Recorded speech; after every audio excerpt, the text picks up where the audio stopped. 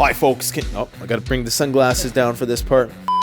Hi folks, Canadian Prepper here. Alright guys, we all like guns, we all like weapons, and we all like bug out bags. But the fact of the matter is you're probably gonna die for reasons that are unrelated to those things. That's right, meatheads gotta eat too. So here's the deal guys, when the bullets run out and the food runs out, you're gonna have to find a way to go into nature and get food somehow. Today on the channel, we have a very special guest. Her name is Ashley, and she's from the Gardening in Canada YouTube channel. She's a soil scientist, she's a prepper, a survivalist, and I assure you, a complete wealth of knowledge that you are not going to want to miss. Because when it all goes down, you're going to be thinking back to these videos that you didn't watch because you went and watched gun videos instead. So make sure you watch these videos to the end. You won't be disappointed, you're gonna learn a lot. And don't worry, because we're gonna pepper this video with lots of gratuitous violence and big ass explosions just to keep you interested. So let's get to it.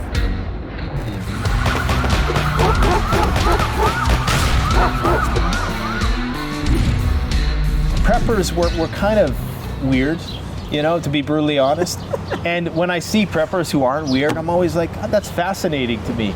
So maybe you could tell me, you know, how you became I don't even know if you consider yourself a prepper, but what compelled you to start talking about survival related stuff as it pertains to gardening on your YouTube channel? So that's actually a really good question. I started off with just simply camping outdoors in the national park here in Saskatchewan.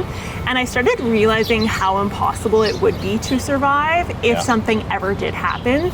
And so it started off with trying to figure out what gear I needed to survive a winter, to survive a summer, whatever the case was.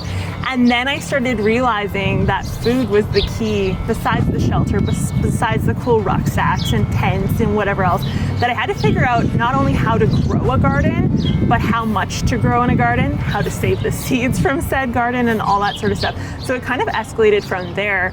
And then it continued and amplified to the point where I'm producing a ton of food for not only my house, but for my grandparents, my parents, because it's one of those things that lessen your bill. And so you can spend more money on survival gear. Yeah. So, you know what I mean? And it's just peace of mind and security that if something ever did happen, I'm totally okay. So when everything broke out 2 years ago, I didn't have to go to the store because we didn't really know what it was or what it was going to do to you. And so we just sat at home because we didn't have to go anywhere because we already had everything we needed, even in regards to seeds, because that was, you know, it was still going on when seeds were starting and everything. And so I didn't have to order offline. I didn't have to deal with the rush of people running out of seeds. I just got to deal with things as needed, so.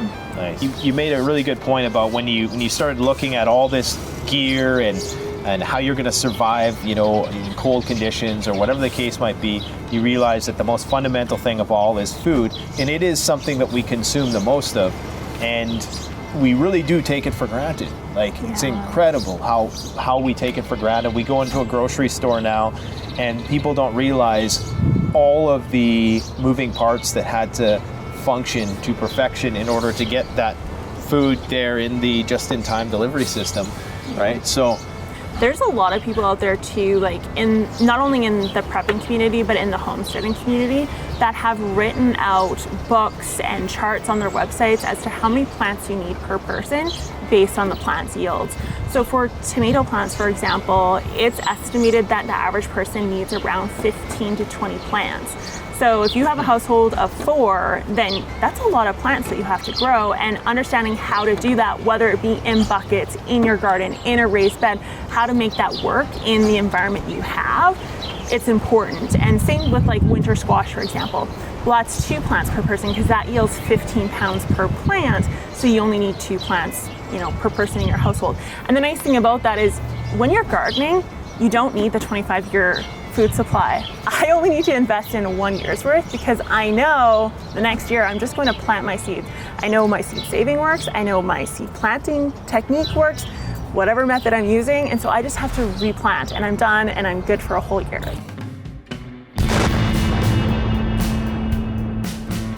So on the channel, we find that often people, they're just getting into this emergency preparedness thing. And when you're doing that, there's always this sense of urgency. Sometimes people are making mistakes. especially in terms of impulsive purchases. A lot of people will purchase these survival seed vaults.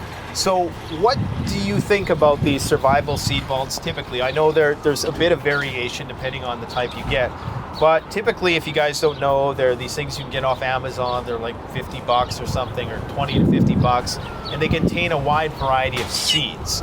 And a lot of people, you know, they just get that, they put it in their closet, and they think to themselves, okay, I'm ready for the apocalypse, right? What can you tell us about, what should people know about those? When it comes to seed vaults, they're usually packaged in the southern US or something outside of Canada or cool climate zones. So someone in California may be able to capitalize on that, but someone in a colder climate won't. So I would actually encourage people to purchase seeds for a survival seed kit from somewhere local to where they are. So there are, for example, Mackenzie seeds, very popular seed brand. I actually saw you holding up a package of those in one of your videos.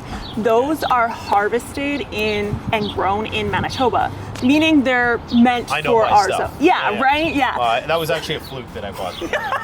So that's designed for our environment. There's also other seed companies out there, such as West Coast Seeds. Again, developed for seed growing on the West Coast. And then there's other ones in Ontario. So you always want to go for as local as possible. The other issue is, and I think people underestimate this, seed saving. So if the world does go to hell in a handbasket. SHTF, yeah. SHTF, what will happen is you're not going to be able to buy the survival seed pack. You're not going to be able to come to Dutch growers and pick out your seed pack and say, you know, swipe your debit card. You're going to have to know how to save those seeds. Yeah. So being able to perfect that and understand some seeds have to be fermented in order to be saved. Some need to be dried out completely. And even understanding, like we said before, the genetics of which ones do you want to harvest? Which flower or fruit off that plant do you want to tag off as your seed supply? So that's why I don't recommend going for those survival seed packs, because yeah, they're not meant for your microenvironment or for your climate. Maybe that's an idea for you to put together a survival seed pack that is actually going to, you know, provide all those 5 things that you talk about. Yeah. That might be, you know, I'd buy it, I'd promote it.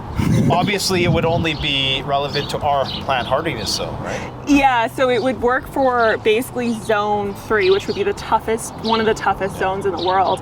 And then upwards, it would work in until you start getting into more like drought and high heats. But yeah, for Canada and northern US, for sure, I could make something like that. I'll just keep all my food preps, like all my garden seeds for this year, and I'll just like sell them and market them.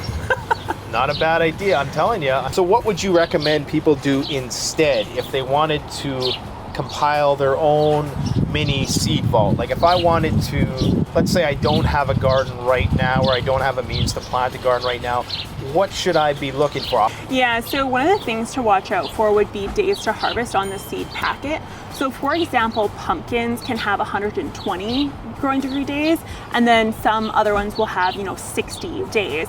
And you want to determine how many days of summer you have in your zone. So here where we are, we have around 106. So you always want to get seeds on the package that is less than 106 days.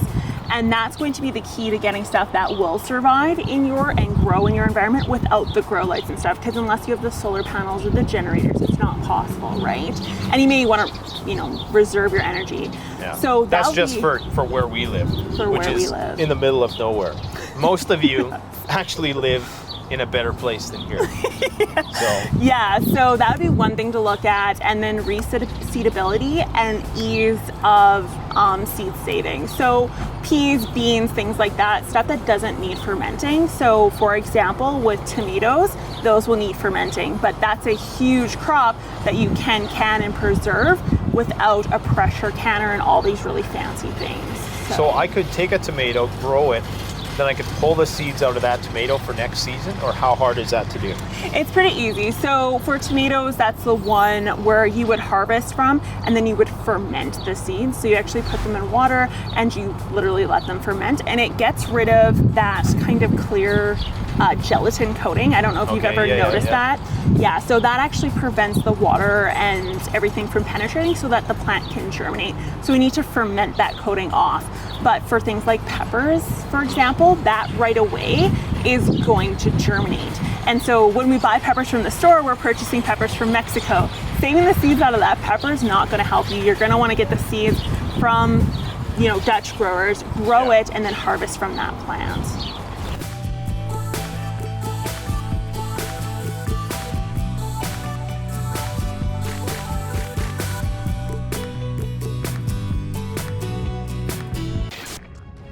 The best way to support this channel is to support yourself by gearing up at CanadianPreparedness.com, where you'll find high-quality survival gear at the best prices, no junk, and no gimmicks. Use discount code PREPPINGGEAR for 10% off. Don't forget, the strong survive, but the prepared thrive. Stay safe.